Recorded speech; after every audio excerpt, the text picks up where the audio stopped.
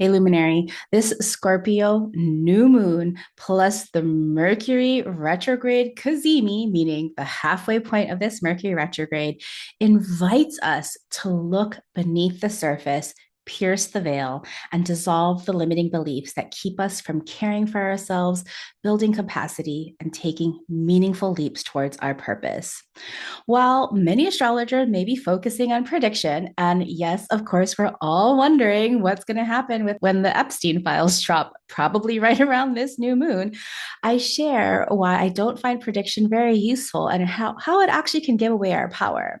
Now, astrology isn't here to tell you what will happen. It's here to invite you into an energy, to give you the free will to decide how you want to work with it. In this episode, we're going to explore how to rewire your beliefs, how to break cycles that aren't yours. We're going to burn away some old illusions, reconnect to your purpose and joy, and practice doing things differently so that you can honor the gifts that came from your past challenges. Of course, we're going to go deep into the shadow work with this Scorpio new moon, but you are going to burn all of those illusions away. Welcome back, Star Powered family. And if you're new here, aloha and welcome. I'm Leslie Tagorda, Hawaii born astrologer, author of the upcoming book, Astrology for Changemakers, coming out in September 2026, and creator of the Astrobrand Method. I light the path for visionaries, healers, and changemakers like you to attune to your strengths, purpose, and power written in your stars so that you can stop fighting who you really are and become the leader you were born to be. If astrology, leadership, and real change through an uncolonized lens are your jam, click subscribe and let's dive in. Hello, friends. It has been so long since I've done a solo episode. I'm still, excuse my warming up here and trying to get back into the groove of everything. But I really wanted to come back with this episode talking about the energy of this Scorpio new moon and the midpoint of the Mercury retrograde Cazimi. Now, if you are a subscriber to my email list, you'll know why I've taken kind of this long break. I've had kind of an eclipse diagnosis, so that's been really exciting. And I'm going to share more about that very soon. And if you're not on my email list and you really want to be there, just head on over to starpower.com. That's super easy to sign up. But things have really shifted and changed for me in very short amount of time. And I feel really excited to come back in my own terms, definitely not pushing hard, not chasing, and doing things in my own way. And so I really appreciate, if you've been a longtime subscriber and have just kind of like waited for me to come back, I'm really going to be starting to amp up my energy back in January as soon as I'm done with kind of my diagnoses. I'll share more later, I promise. But again, I really wanted to come back to this Scorpio new moon because oh my gosh, this Scorpio new moon is really fascinating. I'll share the chart, of course, with this Scorpio new moon, but I'm calling the theme of this burning away the illusion. Now, why I'm calling this burning away the illusion is because we have this Scorpio new moon, of course, that really wants to get into the heart of all of the truths, but it's also happening not minutes, hours before the exact Mercury retrograde Cazimi, where Mercury and the sun are at the exact same degree. So Mercury is in the eye of the sun, in the heart of the sun, however you define Cazimi. When Mercury is retrograde, when the sun and Mercury meet up, it represents the midway point of a Mercury retrograde. Now, when I show you this chart, this Mercury retrograde that Cazimi, where the new moon is going to be at 28 degrees. So moon, sun, and Mercury at Mercury retrograde at 28 degrees, opposite Uranus at 29 degrees of Taurus. And so when we have this kind of sacred geometry in the sky, a Cazimi is already revealing. It's already kind of like I like to think of it as like a power strip. You have your power strip to protect your computer from like a big bolt of energy, like a giant like download. But like Uranus, who normally does that, is also involved. And so whatever illusions we have about our limiting beliefs, and I'm going to explain that a little bit more, are going to be like blasted open. I didn't get to talk to you through this YouTube channel or through my podcast about the Mercury retrograde theme. Mercury retrograde started all the way back on November 9th. And so when we had this Mercury retrograde, I've been sharing in my cohorts that I'm still running how the theme for me with this Mercury retrograde is rewiring your beliefs, because Mercury was going all the way from 6 degrees of Sagittarius, going back through Scorpio. And so when we have this idea of purpose, beliefs, all of the Sagittarius energy, and then diving back into Scorpio doing the shadow work, I hear it from myself, from my clients. We're all kind of struggling. Maybe you're struggling too. If you're not struggling, like, I commend you. But a lot of us are really feeling the pressures, maybe not taking care of ourselves, maybe feeling some, mental health issues, working with your own health, like personal health, maybe your heart, maybe your relationships, whatever it is. Like in my circles, in my communities, I haven't every person that I've talked to has been struggling with something. And I want you to know that you're not alone. And so this Mercury retrograde is our gift for us to rewire, right? When we have Mercury going retrograde, it's asking us to rethink, redo. But because it's our belief systems going through Sagittarius, it's asking us to rewire those beliefs. And I'm going to talk a little bit about that. And so putting the Scorpio new moon together with this Mercury retrograde, of course, we are going to burn away the illusions. And where do those illusions come? From our limiting beliefs. Now, my little intro, I was talking about kind of like this idea of like predictive astrology. I love my predictive astrologers. YouTube is smack full of predictive astrologers. What's going to happen for Scorpios in 2026? What's going to happen for Mercury retrograde? Okay, come on. I really hate that kind of clickbait. Like, there's so much more beauty and nuance in astrology. Now, of course, I want to know what's going to be happening with the Epstein files. I had a sense, and like all the other astrologers, like all the other astrologers, that the Epstein files, something potent is going to happen right around this new moon. Already things have been revealed and leaked, and our orange Cheeto has been saying, for the representatives to vote to release the Epstein files. And I'm like, okay, what is this collective illusion? The people that believe in this orange Cheeto, what collective illusion will be busted, will be burned off? Maybe Trump's the orange Cheetos illusion that he's an innocent part will absolutely burn away. At least that's what I see. I mean, for those of us who never believed the orange Cheeto anyway. But now, while I do love, looking and peeking into the predictions, I don't personally find predictive astrology very useful. And to me, astrology, the point of astrology is not for prediction. For me personally, to look at astrology for only prediction gives your power away, because you succumb to the idea that something will happen, or you will get disappointed when something that doesn't happen. I know that a lot of clients, they come to me because they want certainty. And I can't give them that certainty because we have this energy. The only certainty we have is how you are going to harness this particular energy, because astrology is here to go beyond prediction. It's really this invitation into an energy. If you know it's going to rain, what are you going to do with the rain? Are you going to put out all of your vessels to collect some rainwater to like water your garden? Are you going to get your nice rain boots out so you can go splash in puddles? Or are you gonna say, well, it's not really going to rain, so I'm gonna go wear all my suede and all my fine clothes that are gonna get ruined in the water? It's like, no, no, no, no. It's an invitation. What are you going to do with the energy? That's where you have your free will that doesn't take away your power, so that you can truly decide what you want to do.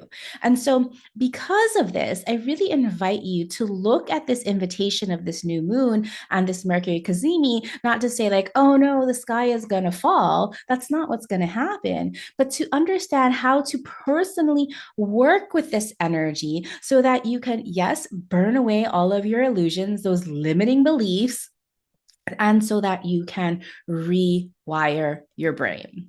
And so when we have a new moon, if you've been listening to me for a while, you know that a new moon is a time where we get to plant the seeds of intention. And what does that mean, to plant the seeds of intention? It means that we get to start a new cycle. That's the planting the seeds, a new cycle of intention, what we want. Now, when we have a new moon and creating an intention, half the time we don't get what we want because we don't make the time to get clear on what we want. So, this new moon is your cosmic reminder, your timer to say, okay, my friend, what do you really want right now? And in Scorpio, Scorpio is saying, we got to go deep. What's holding you back? What's blocking you? What truths are you or lies have you been telling yourselves? Let's investigate that so that we can create a new cycle of truth based on what you desire, a new cycle of trust and inner power that Scorpio truly represents. And then this Mercury retrograde, because it's at that halfway point, it's our invitation to attune to that Mercury retrograde medicine. Again, that redoing, the rethinking, the rewiring. And because it's the halfway point, likely over the last 2 weeks, where Mercury has been going retrograde, and even before that, you've seen where your life has really been breaking down. Like you haven't been able to make the change that you want. Maybe you're burnt out. Maybe you're exhausted. All those things that are adding up because you're living in this repeat pattern over and over again, stuck and not doing the actual things that you need to change. And so we're going to talk about how you can, like explore those limiting beliefs that are actually preventing you from taking care of your needs, nourishing yourself to build capacity so that you can take leaps on your purpose. So let's talk a little bit about that. Let's talk about what it means to rewire your beliefs. Now, in astrology, of course, all of those elements from like Hellenistic astrology, ancient astrology, we have fire that's closest to the heavens. Then we have air that connects both the fire and our water. So fire at the top, then air, then water, and then earth. You might have heard me talk about these elements before, where we get inspiration from that fire. This creates our purpose, our beliefs. And then, in order for those purpose and those beliefs, that inspiration from fire to come down, we have to first stop in our mind. Our mindset is that kind of logical place where it says, how are we going to do it? What's the strategy we're going to take? Do we want to do this? What's going on? And once we have that kind of strategy in place, then it goes into our heart. Our heart, our emotional center, of course, the water realm is like saying, is this safe to do? Is this not safe to do? Am I scared? Do I have belonging? Do I have support? Do I have emotional capacity to do this? And once it passes through that water part, if we're scared, oftentimes inaction will happen, meaning change does not happen. We don't have the change that we want. We stay stuck in that pattern.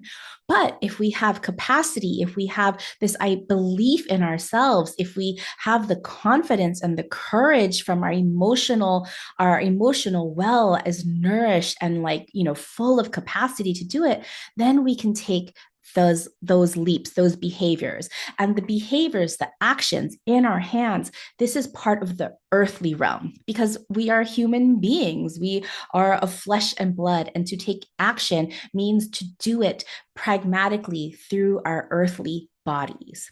And so when we look at this fire, air, water, and earth again, our fire, our belief systems really impact our mindset. Our mindset of our intellectual air realm then impact our emotional capacity. And then our emotions, whether we feel secure and fearful or insecure and fearful or secure and courageous, is going to ultimately impact our behavior and our actions. And so if our beliefs, what we believe is not is limiting us, is controlling us, is preventing us from doing all the things by impacting our mindset, impacting our emotional health, and then, causing us to make or not make the change that we want. This is where we get stuck. For me, this Mercury retrograde, as I've been um, getting on really refining my manuscript for my upcoming book. You might have heard that I have a book being traditionally published that's coming out in September of 2026. And putting together a book is like years in the making. Like this whole process started back when Jupiter and Uranus met back in 2024, like in April of 2020 is when I first talked to this publisher. It's like, oh my gosh, it takes so long for these books to come to fruition. But recently I've been working with my editor on the book title and the book description. I've been working with some coaches, both writing coaches and book launch coaches, on getting my core message, and really, really struggling, to tell you the truth. But this Mercury retrograde has been what I needed, because what I've been struggling with is like, I have to have the perfect message. Oh my gosh, even you can hear it in my voice. I have to have this perfect message in order for this book to be successful. And I was so worried on the outcome that I actually wasn't like just writing and doing and practicing. I fell out of this idea of to love the process. I was so focused on the outcome. And so I've been hiring all these people. And so as I've been working with some of like this writing coach and working with my editor and working with a bunch of people, I've been talking a lot about what I want my book to be, what I think the vision is, what I really want people to gain from it, how I want this to change the world, how I see people getting stuck. And the thing is that as I've been talking about it, I've been iterating, I have been processing. And so my limiting belief around I have to get the words perfect has really shown me that I've been stuck in this idea of like, I have to do it alone. I have to get it perfect. Otherwise, nobody's going to love me. I'm not good enough. All of these beliefs that have lived with me forever have come back with their head rearing. And these limiting beliefs, these past challenges that come from when I was really, really little, being multiracial. That's why multiracial is such a big part of my identity, because for me, being multiracial growing up, I never felt good enough, having to navigate all of my different family systems. And so, never feeling good enough, I've had to like chase this idea of excellence. So, from that need to be perfect, right? Which is truly a pain of mine, has also given me a gift of excellence. And so when you explore your own beliefs, this is, it's multifold. You find out what drives you. You find out where your strengths truly come from.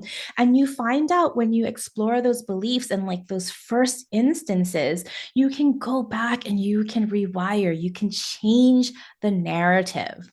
And so your beliefs might come from society, right? For those of us that come from underrepresented identities, whether we're brown or people of the global majority, whether we're women, whether we're whatever, like so many different identities, I can't list them all here. Society will tell us, well, if you don't fit into this narrow definition of what it means to be successful or genius or smart, right, like that generally is reserved for cis white men, then you don't get to be a genius, you don't get to be successful. And so that's an example of where a societal limiting belief has come from. Do you have that? And so for those of us who are working with from like an uncolonized lens, and I've been using the term uncolonized instead of decolonized lately, I'll share more on that later. For those of us that come from these colonized societies, like if you're Filipino or if you're, enslaved or if you're indigenous, like it's ingrained in us that we've been taught that we're not good enough, right? Maybe in your own culture, right? Like I live in this Western culture that says like if you're, if you're a bigger bodied, if you're, if you're older, you don't have any worth. Maybe in your family systems say, well, if you don't become an engineer or a doctor, you don't have any worth. Or maybe you lived in your own lived experience of facing rejection or not doing enough. Your beliefs come from society, culture, your family, or your lived experience. And so to really pinpoint where those original stories have come from, I know that probably all of us have stories, belief systems, and these inner narratives coming from all of these places. And so we have to do the work to take it apart, to detangle it, to see where it comes from. And so when you can find where these limiting beliefs come from, you can then take the shift to do something differently.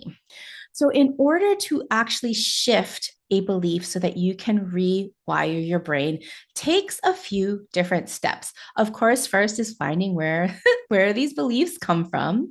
But once you figure out where you are stuck, the ways that you can shift belief and shift how your brain is rewired is to first take small steps. Right. I know some people can go cold turkey, but generally, cold turkey doesn't work for most people. So, taking small little steps, doing things a little bit differently each time is going to really help. Of course, since we're still at the tail end of Scorpio season, and this is a Scorpio new moon, this is your opportunity to really face the shadows, to do the shadow work of understanding what lived experience created the belief, discovering your gifts and strengths that were created from that challenge that you had to live through, double downing on those gifts and thanking that pain and challenge, not thinking that you're going to run away from them or release them, because your gifts come from the pain and challenge. That's part of the shadow work, is really accepting and working with that.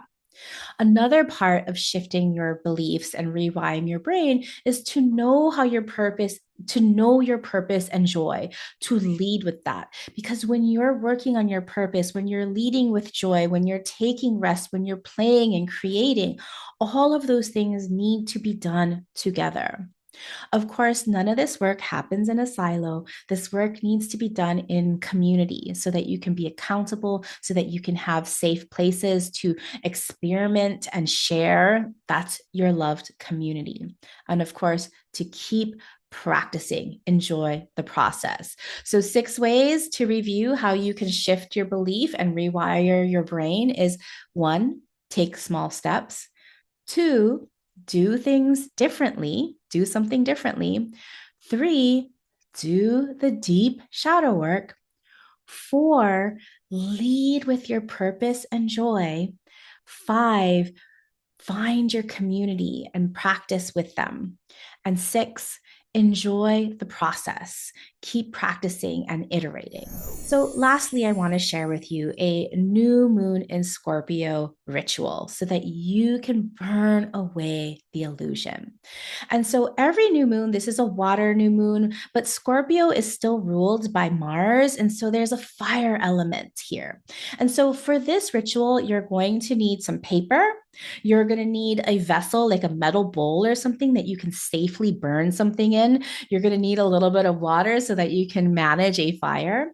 And what I want you to really do is I want you to get this piece of paper and I want you to write down your limiting beliefs that hold you back and where they come from.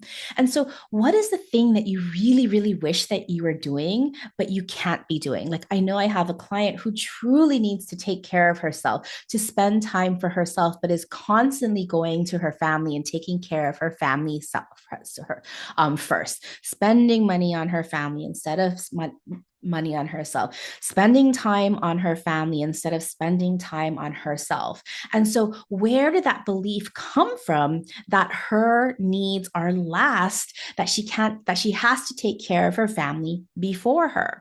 And so, what is that limiting belief for you? So, to find that is to find the place that you're stuck and find all those excuses that you tell yourself that keep you stuck, And then understand that is a limiting belief.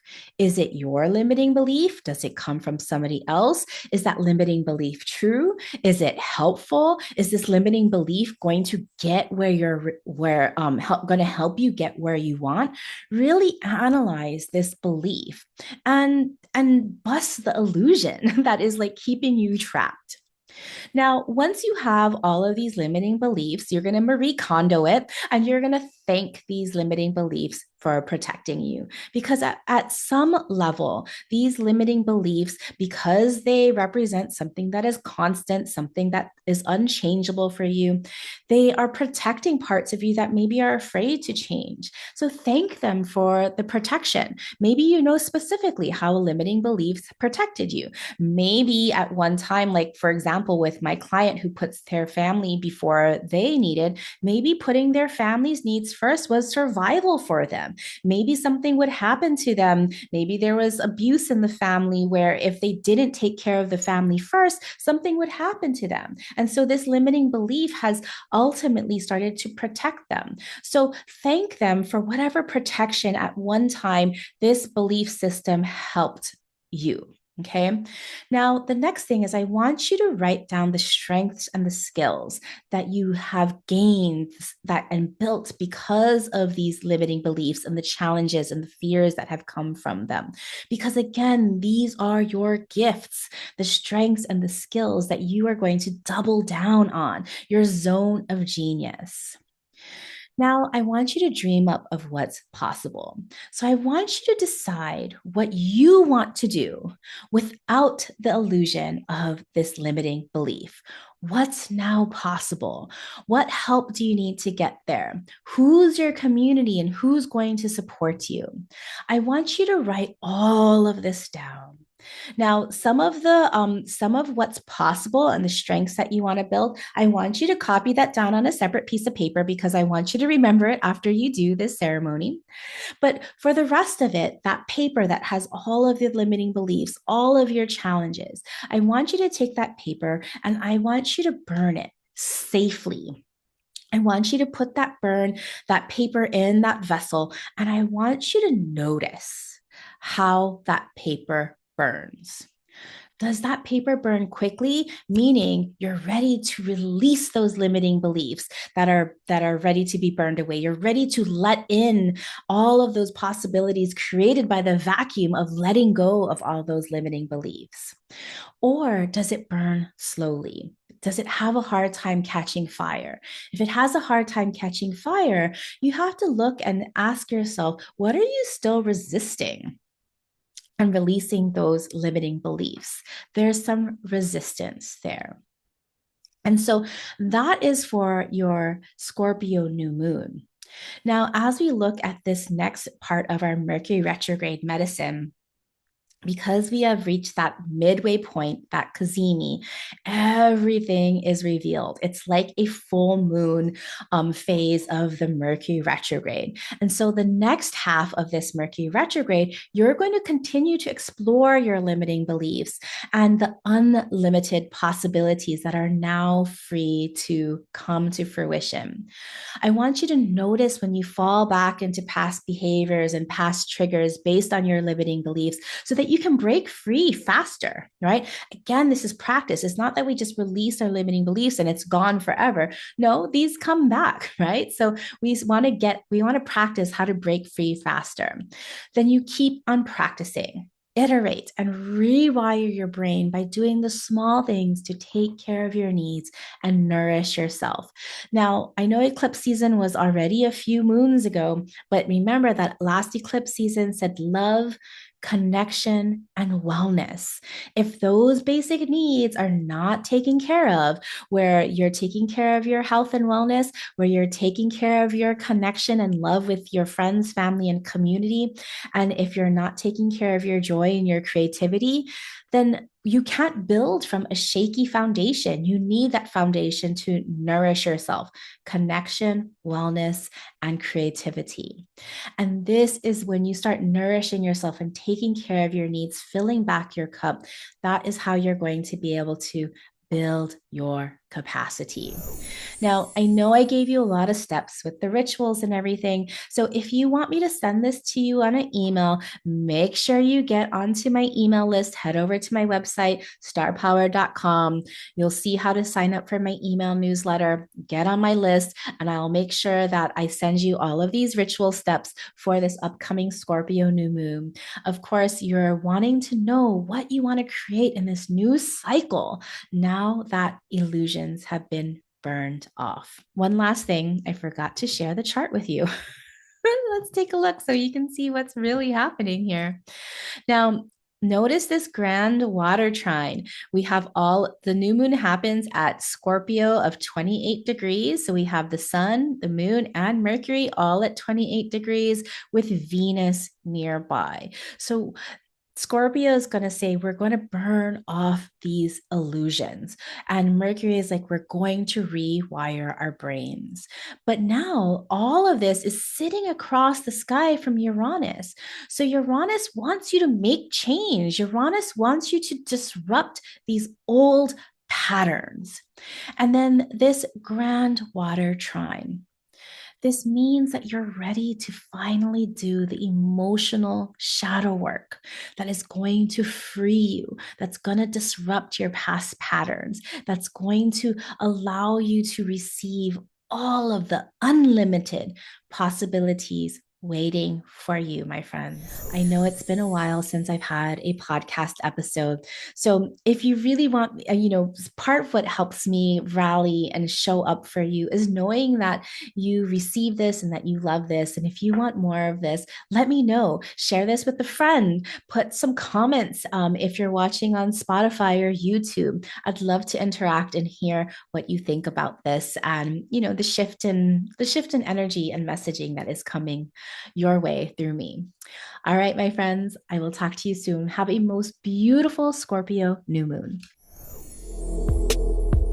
As a human design projector, my energy shines more brightly because of people like you who share my work.